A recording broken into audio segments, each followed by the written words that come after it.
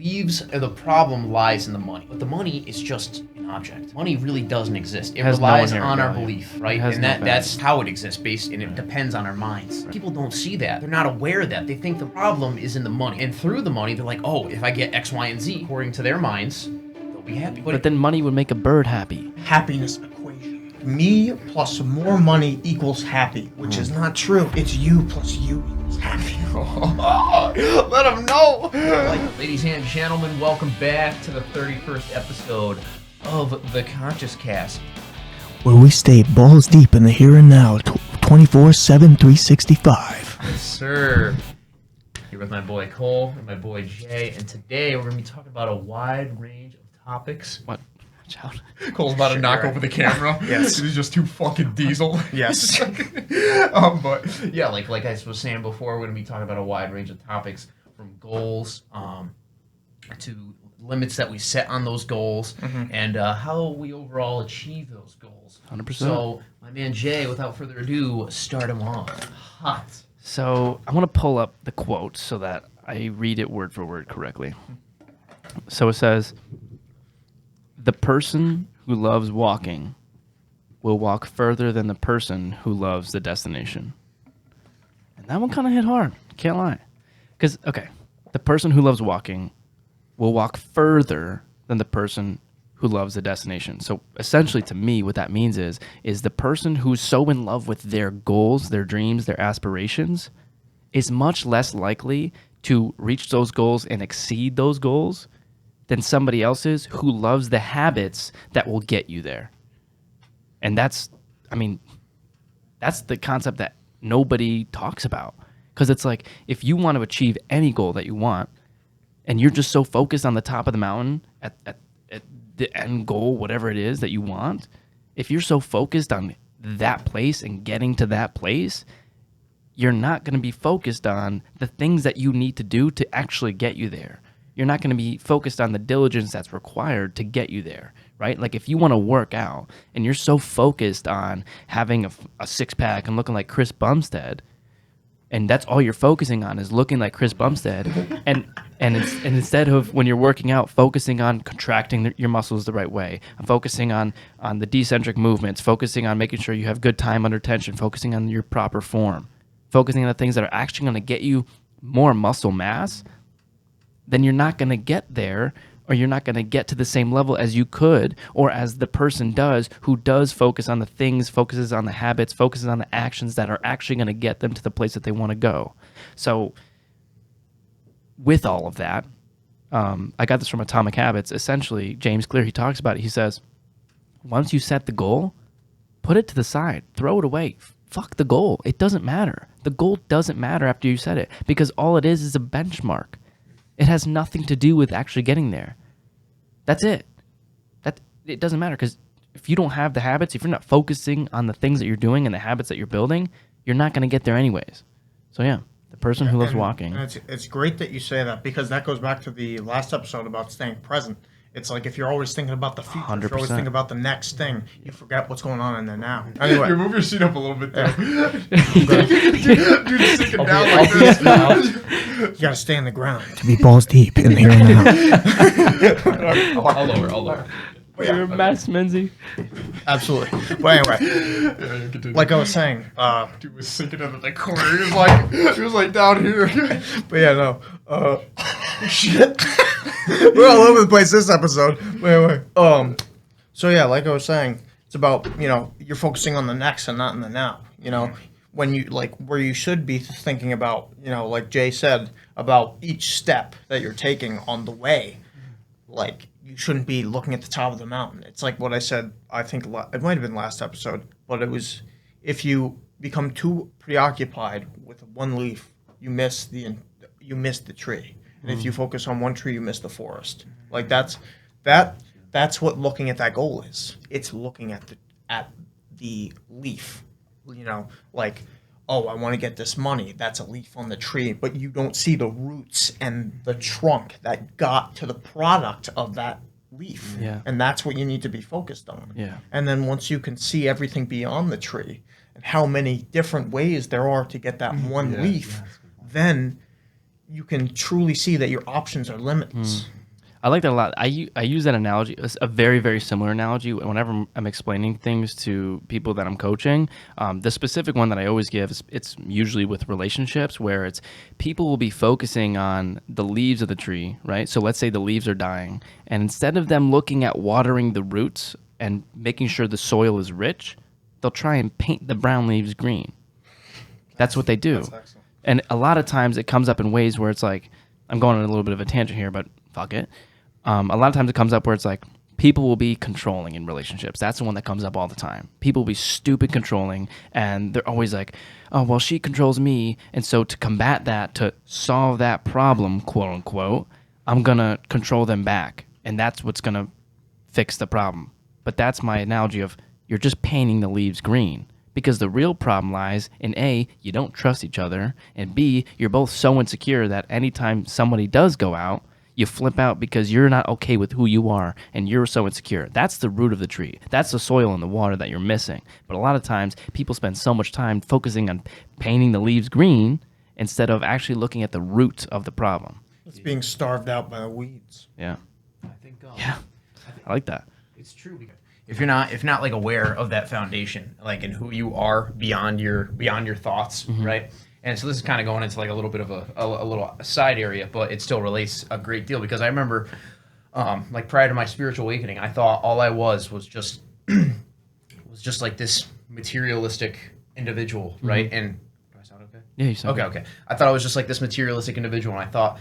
I thought all I was just the labels that like I thought of that other people placed on me, and like with that, that's all I believed in. That's all I thought about, and through that, I was so fixated on those specific details, right?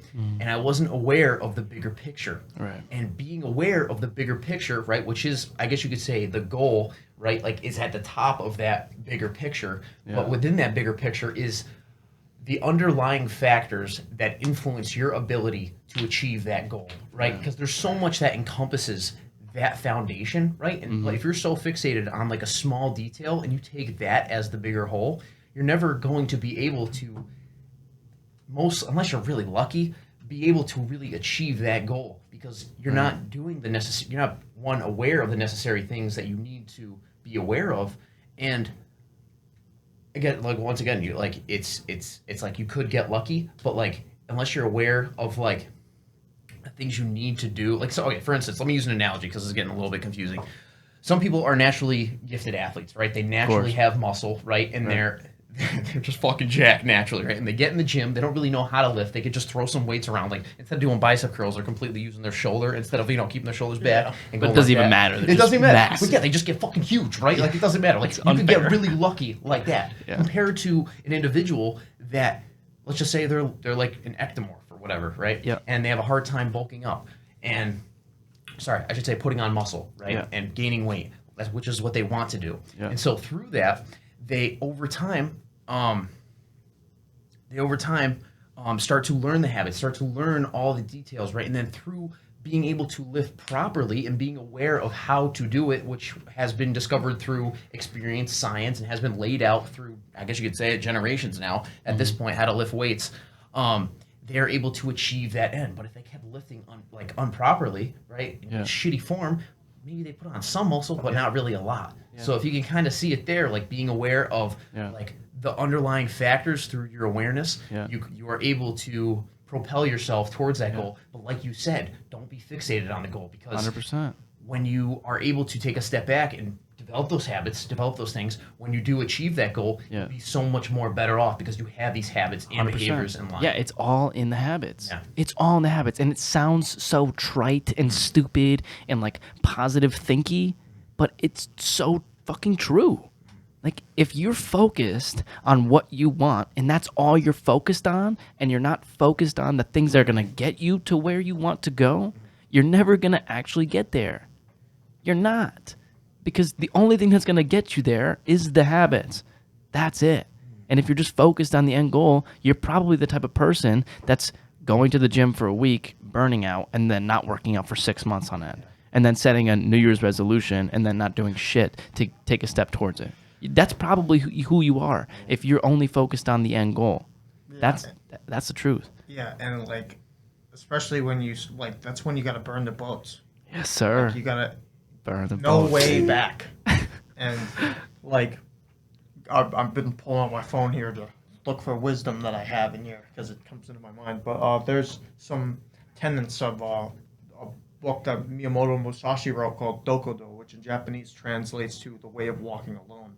And he left this to like his most prized pupil, and there was these 21 like statements, and a couple of them apply to this episode. It's like one of them was be detached from your desire, your whole life long. But I feel like that first part, you can really, be detached from your desire. Yeah. Like if you're focused on the leaf, drop the leaf, and be detached from it. Don't attach you as a person to the goal. Yeah. Do not make the goal your personality or make this one aspect your personality as so many people in our generation are one to do. Yeah. Often with sexuality. Yeah, I was literally about to bring that up. Like that becomes their entire. There's another one in here. It's like, in all things have no preferences. So essentially, especially towards the material, but even more so towards your goal, have no preference towards, like essentially free yourself of the distraction that like attraction provides. Rather, that's kind of what you need to recognize. It's like if you separate yourself from these ideas and focus, like once again, ground yourself to being present. Yeah. That will not only better help you like ground yourself in what you need to achieve that goal, but also it'll alleviate so much stress. Can you say that? Can you say the detachment quote again? It was, be detached from desire your whole life long. Be detached from your desire. I like that. Yeah, because I heard a quote on a podcast. It was the Jay Shetty podcast, if anybody's looking for it. No, it was a Ritual podcast with Jay Shetty as his guest. And I'm not sure, and he was quoting somebody else from the Buddhist, one of the Buddhist writings. But essentially what he said was, detachment doesn't mean that you own nothing. Detachment means that nothing owns you. Bingo. And that really, really hit hard. Because I always thought about it because I'm like, if I truly believe, for me personally, I hope this doesn't come across as cocky or arrogant, but for me, I truly believe that I'm on the path to success where I'm going to provide enough value to other people's lives, where the law of attraction is going to bring things to my life, where I'm going to have an abundance of wealth, and that's going to come with monetary things. And I'm thinking like, but how do I make sure that I'm not attached to any of those things? But I realized the problem lied within my definition of detachment, because just because I have those things doesn't mean that I'm going to be attached to those things, because true detachment doesn't mean that I don't have those. True detachment means that they don't have me, right? And my definition of what that is that I'm not attaching my sense of self-worth to those things, right? And my big challenge for me personally over the past couple months has been I've been faced with the major challenge of making sure and trying not to attach my sense of self-worth to my TikTok. I know it sounds stupid. No, it's a realistic thing that it can easily grab you right by the balls. And then, it does. Really it really does, because it's so easy to get that good feeling of 200,000 followers and 8 million likes. And it's like, when you look at that and like you compare yourself to other people, like I have a lot more followers than 99.9% of the population. Like, it feels really good for a hot second, but then you go to bed at night feeling the feeling of I'm putting myself on a fake pedestal that doesn't actually exist. Let me ask you a question. Were you comparing a lot, like in that instance? Because I think yeah. Well, not recently. No. I'm just saying, like it was. I think so. My big milestone that I remember was 60K. Gotcha. I went up to Providence to hang out with a couple of my friends. We went to a party, and I didn't say anything about it. Like I'm fairly good at being, like, at least I believe, humble about it and not like bring it up, because like it really doesn't matter. But somebody else brought it up at a party, and then like a horde of women came around me, and they were just like, "Oh my God, he's TikTok famous," and like, what? I was like, I had 60,000 followers, and like all of a sudden I had this rush of like, "Oh my gosh!" Like I have a lot of followers, like finally like look at feel all this dopamine and serotonin and like, but that's such surface level bullshit. It doesn't mean anything. And not for nothing, if you're the type of person that's coming up to me and you wouldn't have given me attention until you found out I had 60,000 followers, you're not the type of person I want in my life anyways. You're not the type of person I want in my life anyways. That's the truth. But then again, it's fucking difficult. It's really fucking hard. Like today, I was walking through campus. I was literally in the student center, and a kid pulled me. There was, like there was the fair going on with like the jobs or whatever, and they were giving out free stuff in the student center. Anyways, it was packed, and I'm walking through, and there's a lot of people there, and someone shouts from across the thing, "Oh my God, you're that kid that's famous on TikTok, bro!" And immediately, my dopamine went straight up, right? And I'm like, "Oh my God, this is so exciting!" Like I feel like a paparazzi, and like everybody looked at me, and like I'm feeling so good because like all these followers and all these things that 99% of those people really value, and now they're looking up to me because I'm the famous TikToker, and then I walk, and I'm walking amid, and my chest is up, I'm feeling great, a fucking illusion of great, and then I sit down on my bed, and then just a wash of shit comes over me, just a feeling of terrible, like guilt and regret for feeling that way, because it's like it wasn't a feeling of I'm glad that I'm famous because I'm helping other people. It's a feeling of I'm attached to this number of followers. And it's way fucking harder to walk around. It sounds like I'm trying to act humble, but it's the fucking truth. It's like it's way fucking harder to have 200K next to my name because that's a fucking battle. Because now every single time it comes up, or any time that I'm getting caught attaching my sense of self-worth to that, now it's something I have to make sure I'm super cognizant of to like detach from, because it gets a hold on me. And then I'm putting myself on a pedestal for things that I shouldn't be putting myself on a pedestal for, because I'm a human being. I'm a fucking human being. I have flaws. I have my fair share of fucking flaws, and so does everybody else. And the more you detach yourself and separate yourself from everybody else, the more you're going to feel like shit. It will feel good for a hot second, like walking through the student center, walking to my dorm. Oh my God, felt so great. But then low, straight up low. And it came from that attachment. And that's I know I fucking went on a big riff there, but like that's the whole thing. It was like detachment is not that you own nothing. Detachment is that nothing owns you. And the fact that I have 200K, there's nothing wrong with that. But when 200K has me, that's when it becomes a problem. That's another thing. It's like that fog chain that pulls you. Sometimes it could be that shadow. Yeah. Where it's not. It's like both like kind of a lure that pulls you towards something great, but it can also be a chain that restricts you and pulls you in. It's 100%. That perfectly describes what it feels like. Yeah, and but everybody knows what that feels like too. Yeah, and it's like you're trying to. Some people dive straight in, they let it yank them. Yeah, and it's like, I'll let you finish, but like for someone like you that is conscious of this, right? You're able to kind of minimize that type of like mental state that you're in and like physical emotions, right? But like you said, if you dive into that, like head fucking first, for someone that has like 200K or whatever followers or whatever they're feeling good about, they're gonna get stuck in the illusion. Yeah, and it's like that's another thing. It's like people that know what's up like struggle so hard trying to separate themselves from that fictitious idea of who they think they are, judging by what people tell them.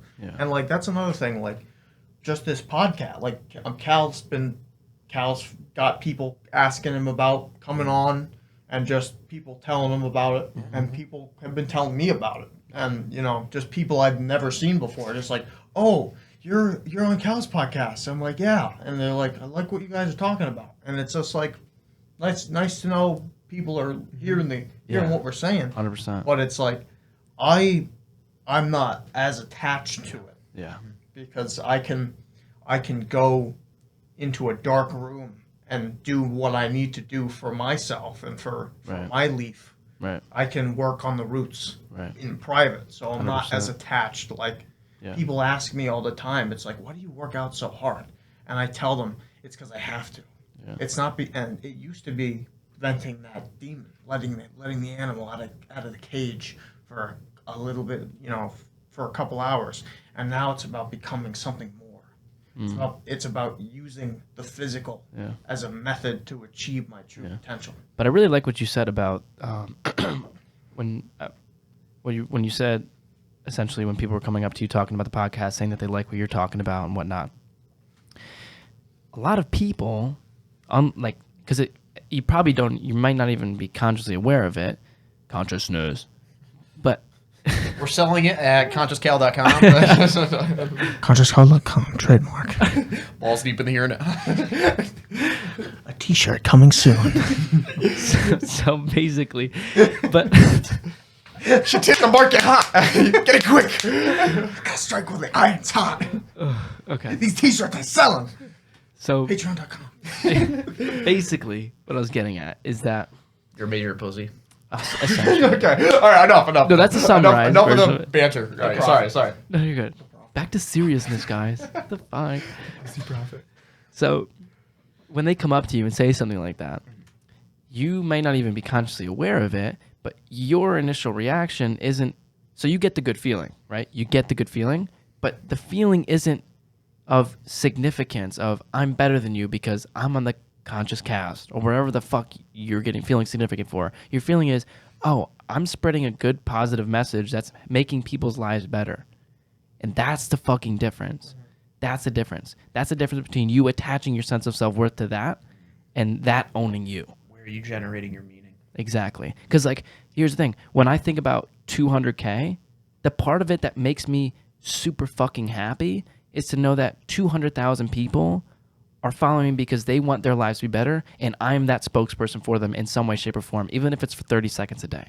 Is it a byproduct? It's a byproduct, but it's not the number. Gotcha. It's not it's not the number, because that's what most people think is what brings me happiness with having a decent amount of followers and having a decent amount of views and comments and whatnot. That's not what actually brings me true happiness, right?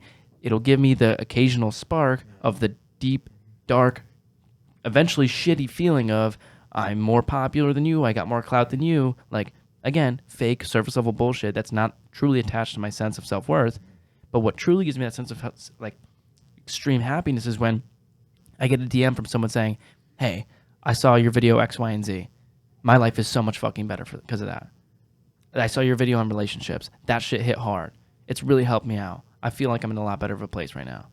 That is what makes me feel super good. It has nothing to do with the numbers, but that's that lasting feeling, the true sense of self-worth, because that's what I'm actually attaching it to, because it's actually something that's going to keep that longevity of true sustained happiness. It's not the spike of dopamine and then the low crash of feeling like shit because I'm putting myself on a pedestal, because I'm acting like I'm better than somebody else because I have 200K. Yeah, you're in alignment with your authenticity. Yeah. And you're really embodying that. Yeah. You know. For the most part. For the most part. Because it happens. Sorry, I should clarify. Yeah. When you're obviously we all have these forces within us that for instance, it could be it might not just be social media, it might not just be Instagram or really if someone just says a nice comment to you, right? You could really expand that into your mind and have that be the story of your mind, right? And that just develops into your entire consciousness and your attention. That's all you think about. Yeah. And with that, you start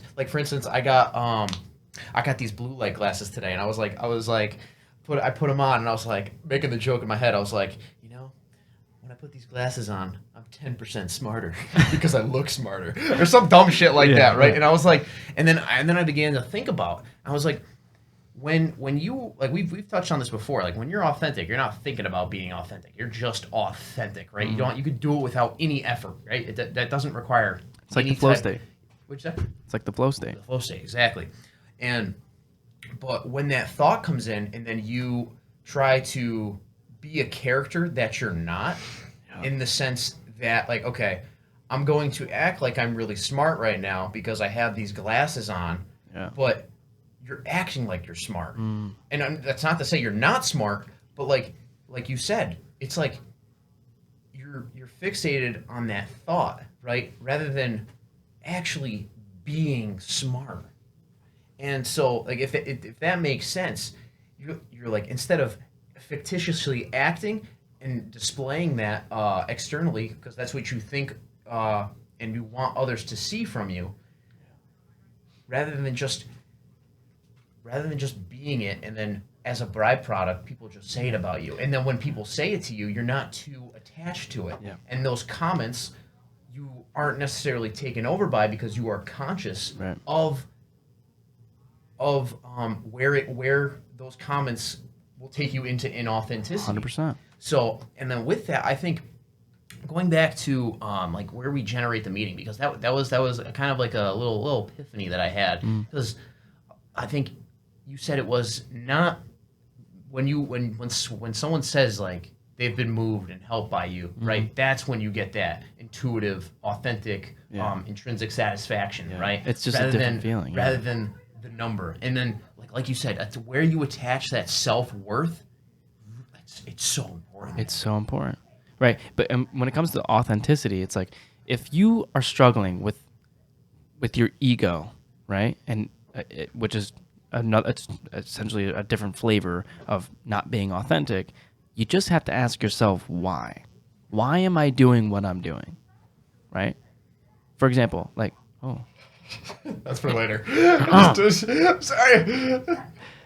you just have to ask yourself why. If you're having problems with authenticity, you have to ask yourself why you're doing something, right? Like there's a ton of people not a ton, but there's a decent amount of people that will ask me, how do I go viral on TikTok? And I'm like, I already know your problem. You want to go viral on TikTok because you want to go viral on TikTok. I'm like, your mistake is that you think that I went viral on TikTok because I wanted to go viral on TikTok. And that's where you're dead fucking wrong. There might be occasionally some people that do, right? You might, or you could be a girl and shake your fat ass on TikTok, go for it, and maybe you'll go viral. But take a look at their lives. I'd love to sit down with them, see how happy they are with themselves. That'd be a nice little conversation. But that's my thing, is like, ask yourself why. Keep asking why, and eventually you'll get down to, because I don't feel good about myself.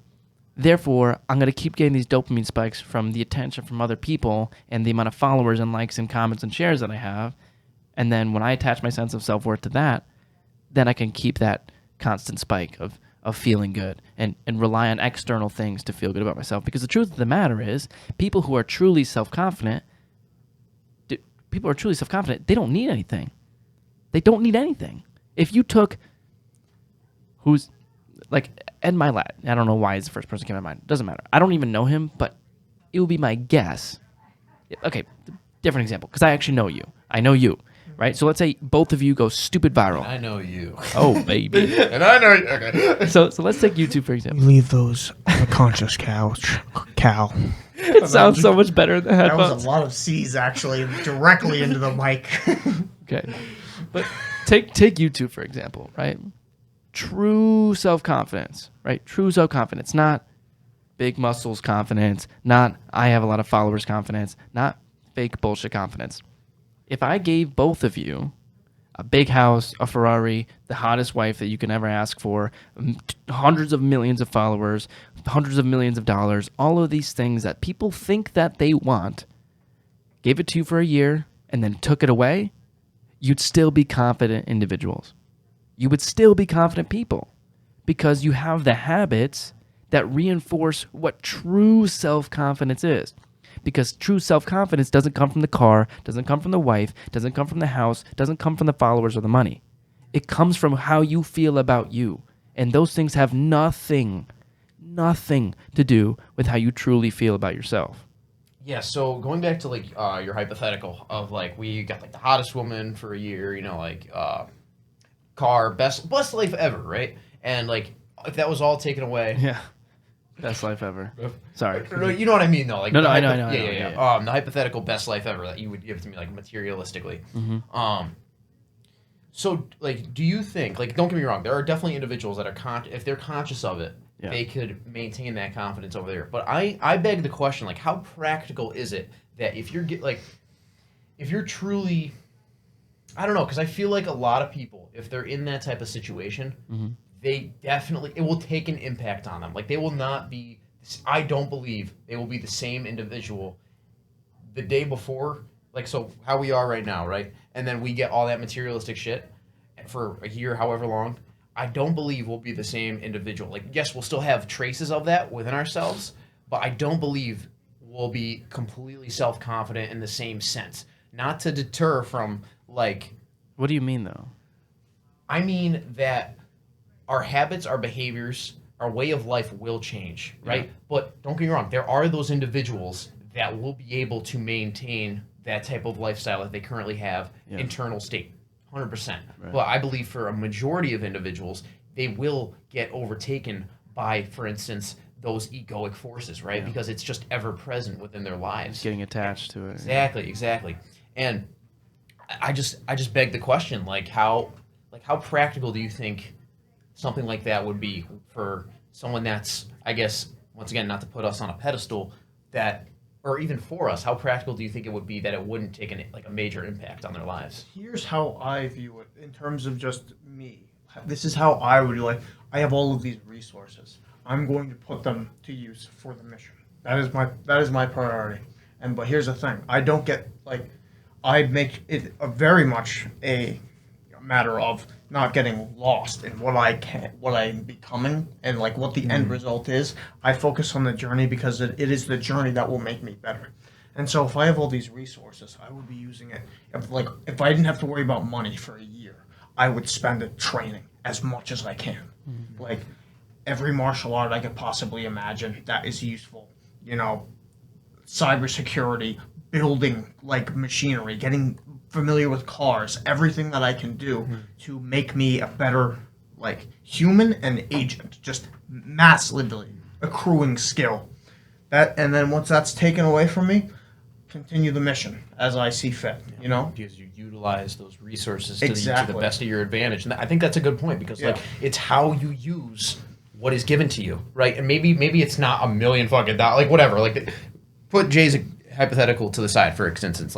In this present moment, how are you? Don't get me wrong. There are systematically disadvantaged people. No matter how hard they try, for them to climb the social ladder, it is incredibly hard. That's just that is an undeniable objective fact. But still, some persevere. Exactly. So with those opportunities that you're given, one, are you aware of those opportunities that arise in your life? What is your internal state that allows you to capitalize off those opportunities? And what are you doing within this present moment that is allowing you in terms of building your habits on a day-to-day basis? And don't get me wrong, you don't have to be perfect, right? Because none of us are perfect. This guy with the camera angle. I'm actively working on assassinating Cal's phone up here. We lean back and destruction occurs.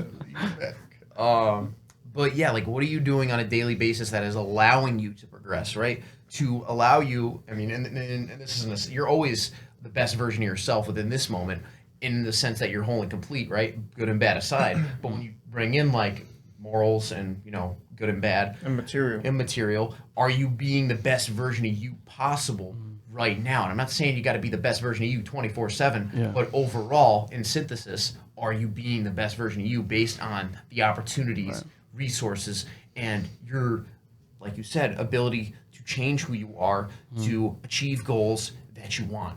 Well, the way do you want to go first? Well, the way I view it is you're, whatever you want to call it, self-love, self-respect, self-confidence, same thing in my eyes, is your core. And then outside of that core, there's a circle that surrounds that, and that's your ego.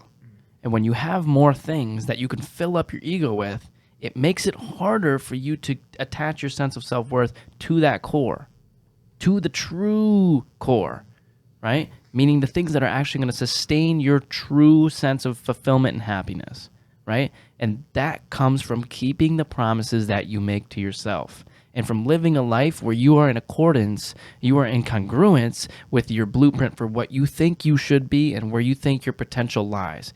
Getting as close to that as you can. That's where self-confidence comes from. But when you have the Ferrari, and the $100 million and the hundreds of millions of followers and whatever, then you have all these things that you have so much more potential for your ego to attach itself to. And when you have much more things that you can attach your ego to, it makes it a hell of a lot harder for you to stay focused on your core. But that's why I'm saying is, I think majority of the people are just exposed when they reach that level, right? And I think Gary Vee talks about a lot. He says money doesn't really change people. Money just exposes you for who you were at a bigger scale. And it's like you find people who get billions and billions of dollars and are shitty people. More people know that you're a shitty person because you have more fame and more money and more things. And that's it. But you'll get people like Tony Robbins where he'll spend 4 years writing a book, work his ass off, and then when he sells the book, not only does he donate 100% of the proceeds to charity, but he matches it and doubles it with his own personal income. But that's what I'm saying is that like it's where you attach your sense of self-worth to. And people like Tony Robbins, granted I don't know him, maybe it's all for show, who knows, but at least on the surface from what I've seen, seems like he's the type of person that attaches his sense of self-worth to progress and meeting his blueprint for life. And when you don't do that, when you get these things that you think are going to make you happy, granted, if you're the type of person that thinks that those things are going to make you happy, you're the person that's just going to be magnified miserable. And that's why so many people who are billionaires commit suicide. But again, if you're attaching your sense of self-worth to things that are so external, that's when you become the type of person who's actually miserable because it's all within the ego and there's nothing in the center that's actually holding anything up. Yeah, and it's a good thing that you say that. Like Jordan Peterson, Jordan Belfort, the Wolf of Wall Street, said the same thing. Money doesn't change people; it makes you more of who you are. Yeah. And like you said this on your, remember on your story yesterday, you said everything is internalized. Yeah, that was another Miyamoto Musashi. It's not the money itself. Yeah, it's something within you that's causing that. Yeah, seek nothing outside of yourself because all you truly need in this life is within you, and like that is the most important thing to remember because everybody attaches themselves. They bind themselves to these illusions, and they become so infused with them that they don't know who they were before they got chained down, and it's important to remember that. And a big thing is like when it comes to all those resources, like I'm going to use another analogy, like I've been reading Batman because I'm a fucking nerd and fucking Jack nerd. There's a lot of those out there. But anyway, the point I'm making is in the comics, there's this event called the Joker War where the Joker literally hijacked all of Bruce Wayne's fun and made him just another dude on the street. He's still Batman because that's who he's not. Batman is not, Bruce Wayne. That's not who he attaches himself to. Bruce Wayne is Gotham City. Yeah, doesn't matter if he has a fucking mask or a cape. Exactly. Because his purpose is to make his city a better place. I like that a lot. Exactly. And it's like, somebody doesn't have money. He's still going to fix his city the way he knows how to. And if that way doesn't work, he changes it up. And like, you should do that same thing. It's like, become more of who you are. But if, I'm not saying necessarily you should change yourself if that's not a good person, but still do what you can to make yourself the best possible version of yourself. Right. And like a big part of that is becoming empty. And by becoming empty, I mean access the infinite, pretty much. So becoming empty is freeing yourself of all of these fictitious ideas that you've heard from your parents, society. Get a bunch of money, settle down, have kids, all of these ideas. When realistically, all you need is yourself and what you truly enjoy and what you truly love within yourself. Empty out the ideas, empty out the blueprint that somebody else or something else wants for you, and only follow the blueprint that you want for yourself. Yeah, remove the muddied paint and become the empty canvas. Yeah. It's like, dude, that's so true. When you become nothing, you actually become everything. Exactly. Right. And so you see how infinite you truly are. Yeah, exactly. And it's so going back to I forget exactly what we were talking about, or it was like obviously in the subject matter area. But for people that Was it the So money analogy? Yeah, yeah. So like we said, everything is internalized, right? And so people that, let's just say a billionaire, right, kills himself because he's not in alignment with his authentic self, right, or whatever. Because his self is empty. Yeah. Because he's become consumed by the fictitious. Yeah. And therefore he too has become fictitious. Yes. No, yeah, and that's very true. He believes the problem lies in the money, right? But the money is just an object, right? Money really doesn't exist. It relies on our belief, right? And that's how it exists, and it depends on our minds. Right. But people don't see that. They're not aware of that. They think the problem is in the money. They're like, and through the money, they're like, oh, if I get X, Y, and Z, right, according to their minds, they'll be happy. Yeah. Right? Oh, yeah, that's a big and then happiness equation. Exactly. But then money would make a bird happy. Bingo. Exactly. And then, it's so, for so many people, this is... plus B equals C. That's what Y it is. equals MX plus B, the slope formula. That's what it is. It's like me plus more money equals happy, which is not true. Yeah. It's you plus you equals happy. Let them know. Speaking of the choir right there. Dude, that's exactly what it is. It's like you as a person versus you like in the form of your creativity. Like what was her name again that you had on your podcast? Jules Nonamaker? Like Jules was saying about creativity. Yeah. It's not about being good with a paintbrush. That is the other part of yourself. You must become one with your creativity, and creativity is what you love. Creativity is the activities and things in your life that you enjoy. Then the walk. That's the walk. You're not preoccupied. You love the walk. Yeah. You don't love the destination. Yeah. And the destination to most people is happiness. Yeah. And Yeah. Well, that's the thing. You plus the walk equals the way, which Right. equals happiness. Right. Never stray from the way. It's an end in itself. Yeah. The end there. That's the thing is like, because I spend my time obsessively learning from people who are successful and who have who are living the type of lives that I want to live, meaning are successful in all the areas of life and are fulfilled and happy in the process. And the common trends that I find all the time is that they don't give a shit about the end goal. And most of the time, there's no end goal. There is none. Otherwise, they wouldn't be who they were. If their goal was to be a millionaire, they'd stop at $1 million and that'd be it. And you wouldn't know their name because all they were doing was trying to make $1 million. That's bullshit. Like chances are, like if you're the type of person who all you want to do is make $1 million and all you're doing is to make $1 million, you're not gonna make $1 million because that's all you give a fuck about. You're not gonna focus on the walk, right? And the man or woman or cisgender who about to get canceled. Asking him to change his ways. And the money. No, but if No message gonna get any clearer. If you want to make yourself, or if you want to make the world a better place, take a look at yourself and make that change, baby. Balls deep in the here and now. balls deep in the here and now. Thank you, MJ. Best basketball player of all time. Facts. On God.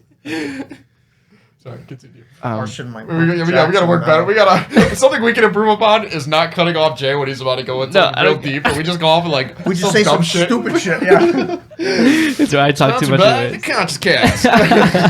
And Michael Jackson. Michael Jackson. Oh God. 2007. Basically, all I was saying is it, as we said a million times already, if you're the type of person who's going to be focused on the end goal over and over and over again, you're not going to reach that goal because you're not focusing on the things that actually matter. And what actually matters are the habits and the rituals and the things you do on a consistent basis that are going to actually get you there. But the truth is if you're not focusing on those things, then that goal doesn't even exist to you anymore. It doesn't. Because if you're looking at the top of the mountain the whole way up and you're not focusing on your steps, you're not going to fucking get there because you're not looking, and it relates back to the present moment. If you're not present in the process, you're not going to get to the end goal. You just can't. It's impossible. Yeah, and it's like going back to the mountain analogy. It's like if you're too busy looking at the top of the mountain, you're missing the hike. And if you're missing the hike, you're gonna trip over a lot more roots. Yeah. That like on the way up the mountain. Your head's in the clouds. Yeah, exactly. And when your head's in the clouds, you can't see the ground, and it is important to stay grounded. And it's like going back to like the walk and the hike. That is what is most important. And going back to the whole thing of the end and how a lot of people think there's a end. There is no end because there shouldn't be.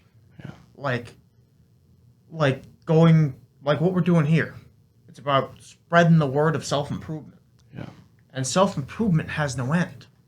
And that's important. Like you need to find something that you can do for the rest of your life. That you don't need an end because you can always do it. Yeah, it's compare yourself to who you were yesterday, not to who somebody else is today. Yeah, exactly. And that doesn't stop until you're 6 feet underground. Exactly. Because if there's a yesterday, then you can be better than who you were yesterday. Yeah, and it's like there are like Bruce Lee said it the best. There are no limits. There are only plateaus, and you must grow beyond them. And if you die, you die. But it is important to always be getting better. And that's kind of a paraphrase, but it's like it is important to realize and recognize that there is no limits. The only limits you have are ones that you enforce upon yourself. And when you enforce those limits, they will spread to every other aspect of your life because you feel that you can only get up to a certain point. But when you realize your potential is infinite and you as a human are infinite, then you can truly actualize every ounce of yourself. Well, see, I agree with that. I agree with the concept of it, but It's not a concept. It's a real thing, man. Like we're living in like a finite space, right? According to our reality, and maybe. Okay, sorry. What do you not agree with before I go off on this? Okay, because like the number one thing I always think about is athletics, but it relates to everything. Is like if I think that even if I turn back time, I could work my ass off every single day and be in the NBA, I'm lying to myself. I don't care how hard I work. Okay. There is nothing I can do to get myself into the NBA. Unless science changes and I can make my legs longer so I'm 6'7" and then change the neurons in my brain to fire so that I'm stupid athletic, it's not happening. It's just not happening, right? And so that's where I'm saying is like, you have to have a certain amount of self-awareness and understanding of who you are. Gotcha. Okay. But then you figure out where your big potentials are. There's a certain amount of potential with my basketball skills, but there's a certain amount of potential with my skills of coaching and psychology and things that I want to focus on. But a lot of people get delusional where they're like, well, I just want to be in the MLS. I want to be a professional soccer player. And it's like, dude, like, I don't want to be that because, like, I'm the life coach. I'm supposed to be the positive guy that lifts you up and tells you, like, you could do anything. But the truth of the matter is, most things in life you're going to suck at. And there's going to be 99.9% of people who are going to be better than you at them. And that's fine. That's where self-awareness and, like, reality needs to kick you in the ass a little bit if you think that you're some magical, good, amazing at something that you're not. Like, DNA is real. DNA is real. Yeah. But within your DNA, there's potential. And everybody, this sounds cliche, everybody has their things that they're stupid gifted at, like crazy gifted at. And that's the potential you need to actualize and focus on and fulfill. You gotta find that lane. Yeah. And yeah, I'm glad I let you talk before I went off on some stupid tangent because I thought you called the infinite like a concept, and we'll save that for a whole nother episode. I don't want to get into that, but it's what you said about like finding your lane and being in alignment with your purpose, right? Mm. Because a lot of people, they go to a job that they fucking hate. Yep. They just 9 to 5, 40 to 60 to maybe even 80 hours a week. That's what they're doing, and they hate their lives. Yeah. And we were talking about this in my management class. Obviously, paying the bills is important. Having your basic needs. You're going to have to do things that you're not going to want to do, right? And you're not always going to be able to do things that you always want to do, right? But you have to find maybe this be like a job, maybe this be like an area such as martial arts. Like I'm sure there's some part of martial arts that you don't necessarily enjoy as much, right? Yeah. Yeah, like there's some type of like maybe training or area that you're like, oh man, fuck that. Like I know. Gotcha. It's dancing judo. Gotcha. And every judoka knows it. You can't tell me different. If you like kata, don't get me wrong, but like it's the tradition is a necessary evil, and like the whole deal is like you can't get your black belt without doing these specific forms of kata, and like that's a big thing with like karate and like. But I mean, I don't know. I don't do karate, but like kata exists with pretty much every Japanese-based martial art. You never see it in BJJ. You never see it in Muay Thai. Well, actually, technically, that's Muay Baran, but that's a more primitive form of Muay Thai, which is bare knuckle and really fun to watch. But another thing. But yeah, there will be stuff you don't enjoy that you have to do, necessary evils and the like, but. The important thing to remember about the stuff you have to do, and I'm not talking about the whole have to versus get to thing. I'm saying the part of the walk when you stub your toe and you gotta keep going.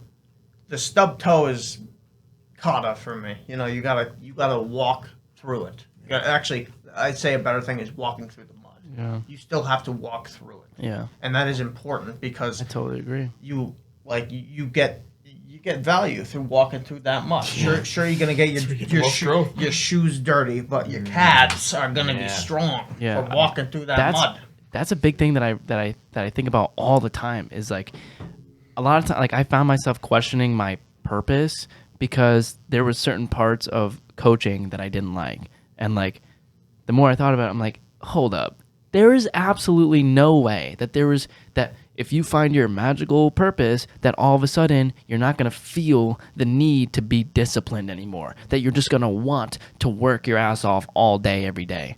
No way, bro. There's just no way. Like I enjoy creating content and helping people and making their lives better, especially through social media. But there are a lot of days where I just don't want to fucking do it. I don't. But that's where discipline comes into play, where it's like, it doesn't matter if it's something that you attach your purpose to, because like, don't get me wrong, like this is my purpose, like I fucking feel it, like there's nothing that even pales in comparison. But there's a lot of days where it sucks and certain aspects of it suck, but the comparison is so different.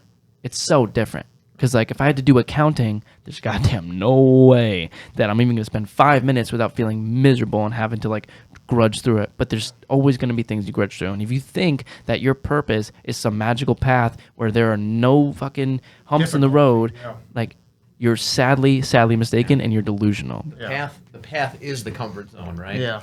And then when you go off that path, which you're gonna have to, say there's a log in the way, right? You got to go around it, right? It's got some bushes with some prickers, you know. And you know you're gonna get pricked. I love bushes. But still, it's important to never like there may be a log in the road. You might have to stray from the way, but in truth, you still always follow it. No, yeah, and that's what I'm saying. Like when you go around the path, you pick up on things like you're outside your comfort zone, and 100%. No growth happens. Outside of the comfort zone. Outside of the comfort zone. I thought I was like flipping that around. No growth happens inside. No growth happens inside the comfort zone. Outside. Okay. And then I was literally thinking about tripping this. me up, Cal. Yeah. Inside the comfort zone. Inside the comfort zone. I was thinking about this today, and it's like each time we are faced with that discomfort, you have to look at it as an opportunity to grow. That's what it is. Whether it be like you all know this, whether it be going up to a girl in the gym, right? And you're like, dude, you're like, nah, man, nah. Your comfort zone, your fight or flight is like, no, holding you down, do that. And I like, and specifically into this situation, I do that like a lot in terms of like, I have absolutely no problem with socializing with anybody, right? But when it turns like getting over that hump, we've talked about this before, right? Just makes sense. Breaking down that first barrier of just being able to openly communicate, right? Because I feel like that's the biggest barrier when it comes to just for me personally. Yeah. But it's each time deep down, you're like, okay, if I do this, there's going to be something new and different. Whether it adds value to your life, I think it will add value no matter what. Always. But whether it adds value in alignment with what you want, right, that's a different story. Right. And with your purpose, you're gonna have like similar to video editing. Like there's so many different things that I can still learn when it comes to animation, when it comes to just like there's just so many areas that I can dive into, and in conjunction with content creation and where I want to take this podcast, where I want to do this, like, you know, X, Y, and Z, and it's like that's parallels with purposes in your lives and everybody's lives. Right. So.